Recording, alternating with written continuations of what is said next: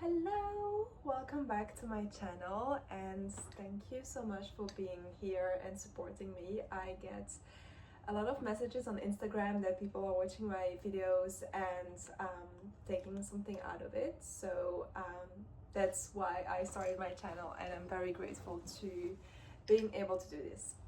Actually, I had one of the questions on my Instagram which triggered me a little bit, and I thought that I needed to talk about this because it's a super interesting, triggering, difficult topic that I have dealt with myself. It's about eating disorders. So the question was, what helped you getting out of your eating disorder, or at least being in a much better place with it, and can you give some tips? For those who know me, I have struggled with anorexia for a long time. I developed it when I was 16 and I wouldn't consider myself totally healed right now. It takes a lot of time, and I think that would be advice number one, is not be in a rush, because there's a lot of deconstruction to being able to heal your relationship with yourself, basically. But I am in a much better place right now, and I thought I could be sharing some tips and maybe some advice that I wish I had when I was 16, and yeah, how to deal with that. So I'll start with number one. I think that's a huge one. I think it's the purpose of your recovery, is wanting to reconnect with my inner self, the present moment, and joy. Being in that mindset of having an eating disorder, it's all about control. So you want to either control your body, the food, your weight, whatever. And this really puts you into your head and not in the present moment or with your family or friends or whatever you're doing anymore. And so basically I spent 8 years, more than 8 years, being in my head and missing out on so many joyful moments and events. And food is a social thing as well, and it brings people together. It's about sharing meals and giving love to others with food or drinks or whatever. And yeah, I was just missing out on all of this because in the first stages of my illness, I just refused going to these events. So I felt super lonely and guilty as well for not going. But also when I was there, if I decided to go, I would also not being able to be present. So it was a very difficult situation. I was just so in my head all the time. I was like, girl, you're literally living your dream life, a dream job with amazing people, and you are just so focused on calories, what food you're gonna eat. I was starving all the time, obviously, because I was not eating properly during the day, so my body was always like, yeah, in survival mode, basically. And when you're in that state, you cannot enjoy the present moment, and I was just wishing for the day to be over. And yeah, bit by bit that my mindset shifted, and I would really encourage you guys to kind of look at what brings you joy and focus on that and try incorporating more of these moments into your life. That was number one. Number two, being able to enjoy last minute plans without guilt, and that is intrinsically linked to my job. So I think that modeling really helps me in regards to last minute plans and being okay with being flexible. That's like huge in our business.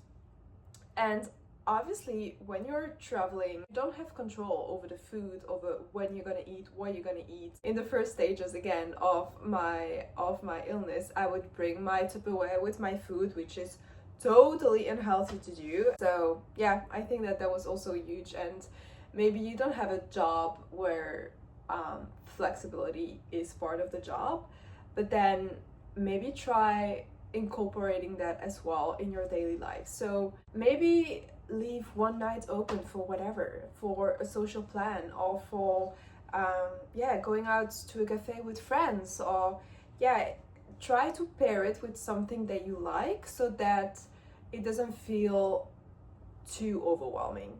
So if you're going out to a restaurant, try going with people that you appreciate and who will support you. Love will actually nourish you more than your self thoughts, hating thoughts. Yeah, so that would be my advice number one. Number two. The third advice I'd say is seeing my mind and my body as intrinsically linked. You cannot treat the other without affecting the first. So it just came down to seeing my body and my mind as a temple and seeing it with respect. So if I'm respecting myself, my thoughts, my soul, my person, why am I making my body suffer so much?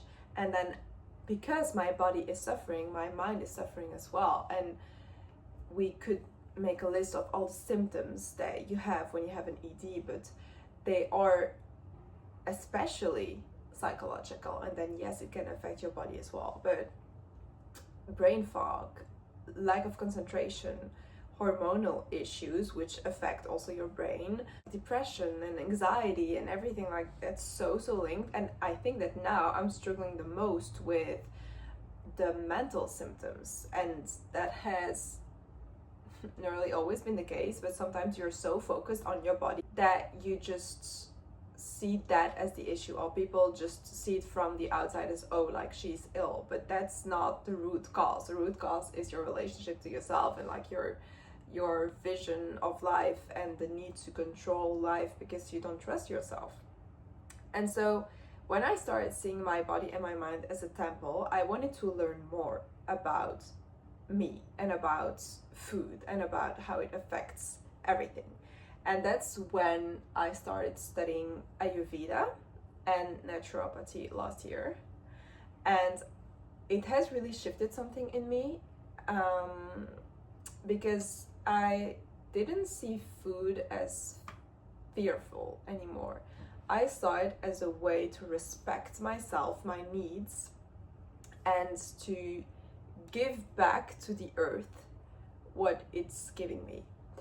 And it's also about the cultural aspects of food, and especially in Ayurveda, there is a huge cultural component on food and spices and how we can educate ourselves and educate our children.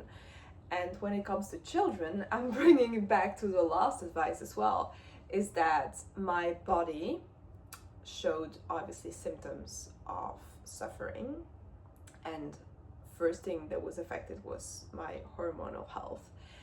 And to be totally honest, I haven't had a period for 8 years. The stress that I'm putting on my mind, the pressure that I'm having, is really affecting my menstrual cycle. I want to have a family one day. I want to have children. I want to be able to be fertile and get back to that feminine touch that I do have within me. And I think that my body started showing more and more signs of unsafety and of nervous system dysregulation, crippling anxiety, depression, obviously lack of hormonal health, like my estrogen, my progesterone, my LH, my FSH, nearly everything was flat. And I recently did another blood test, and it showed that there's progress in there, and that makes me very happy because I've been working so much on my mental health and on calming down and on regulating my nervous system and really knowing what I want and what makes me feel alive and present and everything, that it starts showing off in my body as well, but it takes time. And that's something that I think is still difficult for me, is that I want things quick. I would want my my period to come back in 2 days and whatever, but it's not the case. And it takes more time than we think to make us feel safe in our body again, especially because it's a habit that I've been building for more than 8 years, that I wouldn't trust myself or my hunger or whatever. So when it comes to nervous system dysregulation, and especially like food wise, I really try having regular meals during the day, because when I'm overly hungry, I get super anxious and I cannot deal with that. So I try having 3 meals a day for sure. Like, I mean, that's not, I try, it's basically every day the same. And if I feel hungry, I would have a snack or like a drink, a matcha or whatever. I would just feel that my body needs, say, protein or fats or carbs just to get through the day or through the stress or whatever. So if you're making a meal, try having always like a range of fiber, protein, healthy fats, and carbs. Now I'm seeing it as, okay, what does my body need? What can I give it to make it feel safe?